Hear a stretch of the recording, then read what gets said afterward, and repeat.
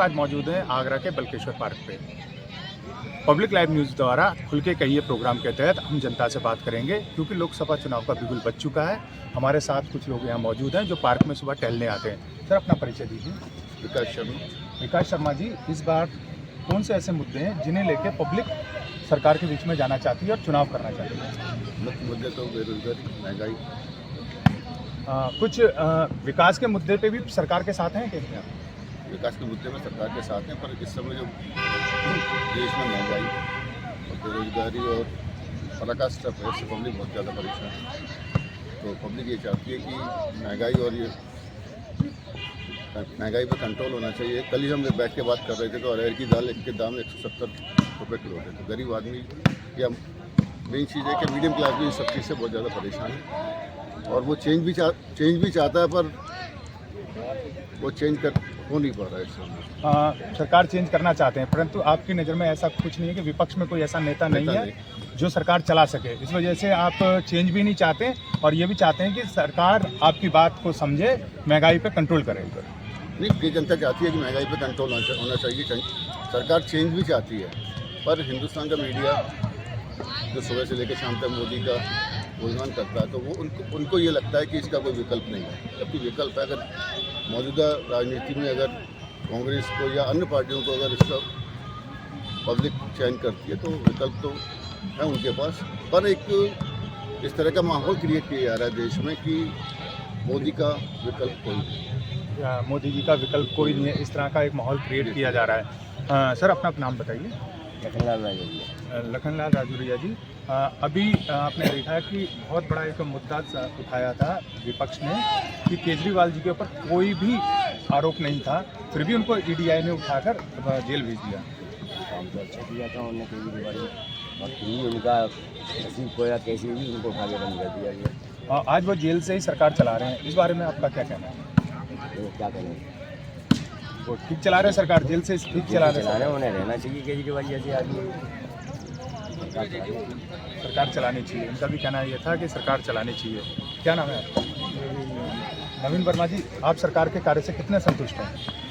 नहीं, सरकार ने जिस तरह से अपने एजेंडा घोषित किया था वो काम पूरे नहीं हुए। आज भी युवा त्रस्त है, महंगाई से गृहिणियाँ त्रस्त हैं। आज गैस का सिलेंडर भी आसमान छू रहा है, पेट्रोल है, ये सब बुनियादी समस्या हैं या बुनियादी चीज़ें हैं जिन्हें बहुत महंगा कर दिया गया है। और ये कहा जा रहा है कि जैसे बहुत बड़ी राहत दे रहे हैं और 2 रुपये कम कर देते हैं और 20 रुपये 100 रुपये बढ़ा देते हैं सिलेंडर में। तो ये एक छलावा है देश की जनता के साथ, जो कि नहीं होना चाहिए। देश की जनता के साथ छलावा इनका कहना था, जो कि नहीं होना चाहिए। आरके सिंह जी, आप सरकार के कार्य से कितना संतुष्ट हैं? सरकार तो पिछली जो योजनाएं थी पिछली सरकार की, उनका फीता काटा, बस इसी को पूरा करिए। नया इनका अपना कोई डेवलपमेंट ऐसा नहीं है कि जो नया डेवलपमेंट इनके शासनकाल में हो। हाँ, आगरा की मेन समस्याएं क्या हैं जिसे आप नज़र में रख के आगे मतदान करेंगे? आगरा की समस्या में पानी की समस्या हो नहीं पाई, सीवर ड्रेनेज की कोई व्यवस्था नहीं, और ट्रैफिक का इतना है कि आप कहीं भी चले जाओ, सुबह जाओ तो शाम तक घर पहुँच जाओ, कहाँ से जाए, क्या करें, क्या नहीं। ये सारी समस्याएं हैं। और महंगाई तो ऑलरेडी है, युवा बेरोजगार है, बड़े लोग हैं, माँ बाप का पैसा खर्च कर रहा है, सब कुछ है, फिर उसके पास काम नहीं है, ये कोई उपलब्धि नहीं है।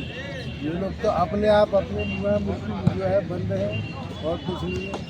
पब्लिक के अंदर ये लोग दर्शाना चाहते हैं कि मोदी के अलावा कोई नहीं है, और नेशनल टीवी पर जो है वो सिवाय उनके गुणगान के अलावा कुछ नहीं है।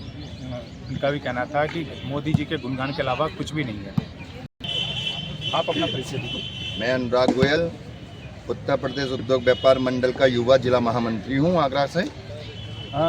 लोकसभा चुनाव जो हो रहे हैं, इसे लेकर आगरा में मेट्रो की सौगात दी गई है। इसे आप कितना मानते हैं कि मेट्रो आने से कितना पब्लिक को फ़ायदा होगा? मेट्रो आने से अगर देखा जाए तो भैया आगरा में इतना फ़ायदा नहीं होगा, क्योंकि आगरा में मेट्रो की ज़रूरत ना होके सड़क का चौंदरीकरण ज़रूरी था, जिससे कि सड़क से ये होता है कि पब्लिक जो बाहर खड़ी हुई है वो आराम से जा सकती थी, आराम से आ सकती थी। मेट्रो से कोई फ़ायदा नहीं है आगरा शहर को, क्योंकि आगरा शहर केवल 20 किलोमीटर के दायरे में बसा हुआ है। तो कुछ व्यापारी मेट्रो का विरोध भी कर रहे हैं, राजा मंडी से लेकर नाइकी मंडी तक। तो उनका कहना ये था कि अगर मेट्रो आती है तो उनका उद्योग धंधे छिन जाएंगे। उद्योग धंधे छिन जाएंगे या नहीं छिन जाएंगे ये तो आने वाला समय बताएगा, ठीक है ना। लेकिन हाँ, व्यापार को बहुत फर्क पड़ेगा, क्योंकि व्यापारी लाइन जो है, क्योंकि ये नीचे अंडरग्राउंड लेके आ रहे हैं, इससे व्यापारियों को दिक्कत हो रही है और आने वाले समय में भी परेशानी होगी, क्योंकि आगरा को एक तरीके से खोखला कराया जा रहा है। आप समझ रहे हो मेरी बात को? आगरा को जिस प्रकार से खोखला कराया जा रहा है, उस प्रकार से ये देखो भूकंप आने के भी पूरे चांस होते हैं। आप देखिए आगरा शहर में, दिल्ली के अंदर कितने भूकंप आने के चांस हैं। इस बार लोकसभा चुनाव में किन मुद्दों को लेकर आप बर्ताव करेंगे? यह देखो, लोकसभा में देखा जाए तो आज इतनी महंगाई हो गई है जिसका कोई ठिकाना नहीं है। लोग बाग अंधभक्त हो गए हैं, जिससे कि आने वाले समय में और परेशानी का सामना करना पड़ेगा। ऑनलाइन सिस्टम देखो कितना कर दिया गया है, जिससे कि व्यापारी को कितना नुकसान हो रहा है इस बात को लेके, लेकिन सरकार उस बारे में कुछ भी नहीं सुन रही है। सरकार को केवल अपना फ़ायदा दिख रहा है और कुछ नहीं। जनता पागल बनी पड़ी है। आपका नाम? गौतम जी, जिस तरह से जनता त्रस्त है महंगाई को लेकर, युवा बेरोजगारी को लेकर त्रस्त है, इस बारे में आपका क्या कहना है? मेरा कोई कमेंट्स नहीं है इसमें आपका कोई कमेंट नहीं है? आप सरकार के साथ हैं, सरकार के कार्य से पूरी तरह संतुष्ट हैं? समझ लगी, मेरा कोई कमेंट्स नहीं इसमें। इसमें इन्हें कोई कमेंट नहीं देना चाह रहे थे। मैडम अपना परिचय दीजिए। मेरा नाम अंजू गोयल है।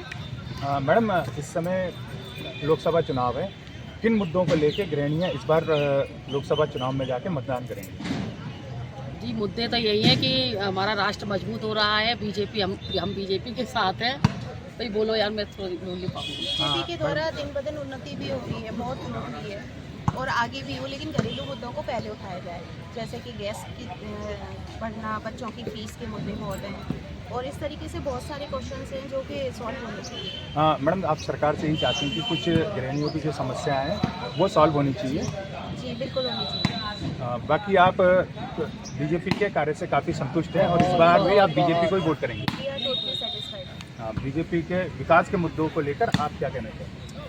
सबसे अच्छा है इनके विकास में हिंदुत्व आना है, जो कि अब पूजा पाठ जो आदमी का जो दिनचर्या में बढ़ता जा रहा है कि आदमी हर हिसाब में, जैसे रामलला के अब तक इतने वर्षों से उनका कहाँ स्थान नहीं था, कहीं भी कुछ भी नहीं था, आज उनकी ही वजह से आज रामलला का स्थान अपनी जगह पे। उनकी वजह से। और विकास के बारे में आप क्या कहेंगे कि हिंदुस्तान में विकास किस तरह बहुत हो रहा है। मतलब बीजेपी से हम जितना संतुष्ट हो सकते हैं उतना वो संतुष्टि देती है।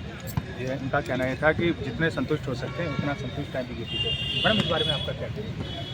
मैं भी पूरी तरह संतुष्ट हूँ। पूरी तरह से आप संतुष्ट हैं। और इस बार बढ़कर क्या प्रतिशत रहने वाला है? इस बार विकास को लेकर मतदान का क्या प्रतिशत रहने वाला है? पूरा प्रतिशत आना चाहिए। बीजेपी के साथ है हम लोग, पूरा बीजेपी के साथ हैं। आप लोग पूरी तरह से बीजेपी के साथ हैं? क्या करेगा, आएगी बीजेपी ही आएगी। इनका कहना यह है कि इस बार फिर से बीजेपी आएगी और थर्ड टर्म में ही आएगी। आप देखिए, पहले राष्ट्र अपने देश से बाहर क्या अपने इंडिया का क्या था, भारत का कोई इज्जत नहीं थी, लेकिन आज देखो कितनी तरक्की कर रहा है। सब जब मोदी जी जाते हैं तो सब लोग खड़े हो जाते हैं और पहले मोदी जी को करते हैं। सारे देश हम सब लोग तो मोदी देश में मोदी जी का। सब लोगों का कहना ये था कि हिंदुत्व के मुद्दे को लेके, विकास के मुद्दे को लेकर ये लोग फिर बीजेपी के साथ हैं और इनका भी नारा यही है कि अब की बार 400 पार। सीधे सर, अपना परिचय। मैं मनोज कुमार अग्रवाल, लोहिया नगर बल्केश्वर का निवासी। सर, ये जो इस समय लोकसभा चुनाव है, सरकार के कार्यों से आप कितना संतुष्ट हैं? देखिए, सेंट्रल सरकार की बात करी जाए तो काम बढ़िया ही कर रही है और क्षेत्रीय स्तर पर थोड़ा सा नेताओं की कमी है। थोड़ा सा क्षेत्र में उनके जो नुमाइंदे लगे हुए हैं उनको हमारे क्षेत्र का विकास दिखाई नहीं देता है, या वो स्लो स्पीड से कर रहे हैं। पार्कों में, सड़कों पे सफाई व्यवस्था थोड़ी सी अभी भी कमी है। बहुत प्रयास कर रहे हैं, लेकिन थोड़ी सी कमी है। थोड़ा सा और उन्हें आगे बढ़ के आना चाहिए। आगे बढ़ के आना चाहिए। सर, हमारे पार्षदों को। आपका नाम? संजय अग्रवाल। संजय अग्रवाल जी, इस समय जो सांसद SP सिंह बघेल जी हैं और उन्होंने ही दोबारा विश्वास करके सरकार पार्टी ने टिकट दी है, उनके कार्यों से आप कितने संतुष्ट हैं? भैया, उनके कार्यों से संतुष्ट कितने हैं ये तो मैं नहीं बता सकता आपको, लेकिन ठीक है, काम तो चल ही रहा है।